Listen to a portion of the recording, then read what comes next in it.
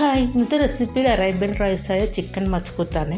ഇത് അധികം പേർക്കും ഇഷ്ടപ്പെടുന്നൊരു റൈസാണ് കേട്ടോ. ഇതിൻ്റെ റൈസും ചിക്കനൊക്കെ വളരെ സോഫ്റ്റ് ആയിരിക്കുക. അപ്പോൾ എങ്ങനെ അത് ഉണ്ടാക്കിയത് നോക്കാം. വീഡിയോ കണ്ടുകൊണ്ടിരിക്കുമ്പോൾ തന്നെ നിങ്ങൾക്ക് ഇഷ്ടമാവുകയാണെങ്കിൽ ഒന്ന് ലൈക്ക് ചെയ്ത് സപ്പോർട്ട് ചെയ്യണം. സാധാരണ ഈ ഒരു റൈസ് പ്രഷർ കുക്കറിലാണ് ഉണ്ടാക്കാറ്. ഞാനിപ്പം പാനിലാണ് ഉണ്ടാക്കുന്നത്. അപ്പോൾ ഇതിലേക്ക് ഇപ്പോൾ ഞാൻ 3 ടേബിൾ സ്പൂൺ ഒലിവ് ഓയിലാണ് ഒഴിച്ച് കൊടുത്തത്. 1 ടേബിൾ സ്പൂൺ ബട്ടർ ഇട്ട് കൊടുത്തിട്ടുണ്ട്. ഒലിവ് ഓയിലോ അല്ലെങ്കിൽ സൺഫ്ലവർ ഓയിലോ എടുക്കട്ടോ. ഇനി ഇതിലേക്ക് ഒരു ബേ ലീഫ്, ഒരു കഷ്ണം പട്ട, 5 ഏലക്കായ, 5 ഗ്രാമ്പു, 1/2 ടീസ്പൂൺ കുരുമുളകാണ് ഇട്ട് കൊടുക്കുന്നത്. ഇപ്പോൾ ഇതിലേക്ക് ഒരു ഉണക്കനാരങ്ങാണ് ഇട്ട് കൊടുത്തത്. ഒന്ന് ഹോൾ ഉണ്ടാക്കിയിട്ട് വേണം ഇട്ട് കൊടുക്കാൻ. ഇനി ഇതിലേക്ക് 2 സവാള, ഞാനിപ്പോൾ കുറഞ്ഞ ക്വാണ്ടിറ്റിയിലാണ് കാണിക്കുന്നത്, അതുകൊണ്ട് 2 സവാളാണ് എടുത്തത്.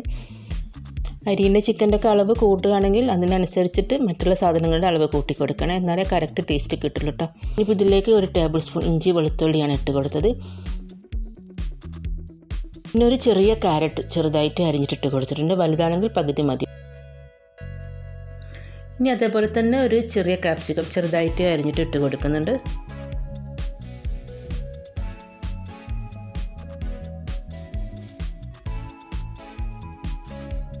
ഇതിലേക്കൊരു 3 പച്ചമുളക് ഇട്ട് കൊടുക്കുന്നുണ്ട്. ഇതധികം സ്പൈസി അല്ല കേട്ടോ ഈ ഒരു റൈസ്.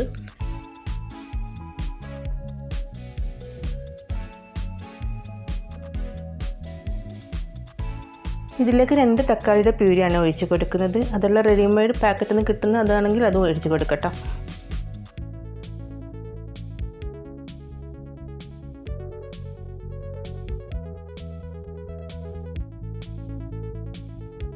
ഇപ്പോൾ ഇതിലേക്ക് 2 ടേബിൾ സ്പൂൺ കപ്സ മസാലയാണ് ഇട്ട് കൊടുക്കുന്നത്.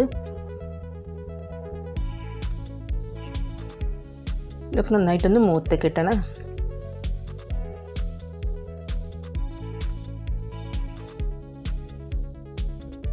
ഇപ്പോൾ ഇതിലേക്ക് 2 ചിക്കൻ ക്യൂബ്സ് ഒന്ന് പൊടിച്ചിട്ട് വേണം ഇട്ട് കൊടുക്കാൻ.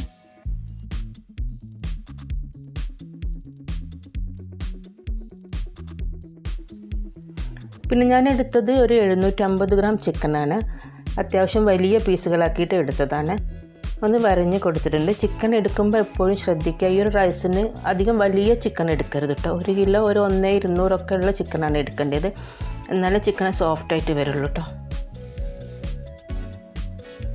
ചിക്കനും മസാലയും നന്നായിട്ടൊന്ന് മിക്സാക്കി എടുക്കണേ. മസാലകളൊക്കെ ചിക്കനിൽ പൊതിഞ്ഞ് കിട്ടണം കേട്ടോ.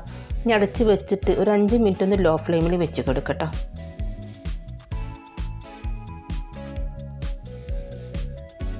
അപ്പോൾ ഇതാ ചിക്കനിൽ നന്നായി മസാലകളൊക്കെ പൊതിഞ്ഞ് വന്നിട്ടുണ്ട്. ഒന്നും കൂടി നന്നായിട്ടൊന്ന് മിക്സാക്കി കൊടുക്കട്ടെ ഇത്. ഇനി ഇതിലേക്ക് 2 കപ്പ് സെല്ല ബസ്മതി റൈസ് ഞാനിപ്പോൾ നന്നായിട്ട് കഴുകിയിട്ട് അരമണിക്കൂർ ഒന്ന് കുതിരാൻ വേണ്ടി വെച്ച് കൊടുത്തിട്ടുണ്ട്. എന്നിട്ട് വെള്ളമെല്ലാം വാർത്തെടുത്തതാണ്. നന്നായി ഒന്ന് അരിയും ചിക്കനും കൂടി മിക്സാക്കി കൊടുക്കണേ.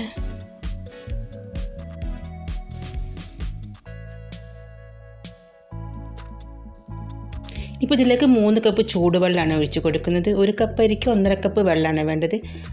അത് കറക്റ്റ് അളവായിരിക്കും കേട്ടോ.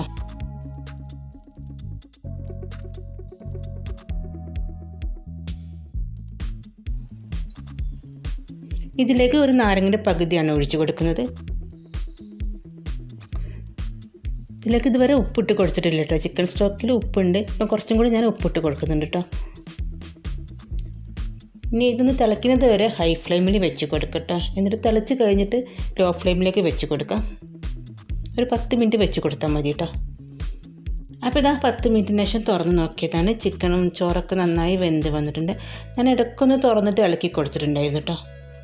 ഇത് മന്തി റൈസിനെക്കാട്ടും കുറച്ചും കൂടി ഡിഫറെൻറ്റ് ടേസ്റ്റാണ് കേട്ടോ. ഇതിന് കുറച്ചും കൂടി ഒരു ജ്യൂസി ആയിട്ടുള്ള റൈസാണ് കേട്ടോ. അപ്പോൾ വീഡിയോ ഇഷ്ടമായിട്ടുണ്ടെങ്കിൽ ഫ്രണ്ട്സിനൊക്കെ ഒന്ന് ഷെയർ ചെയ്ത് കൊടുക്കുക.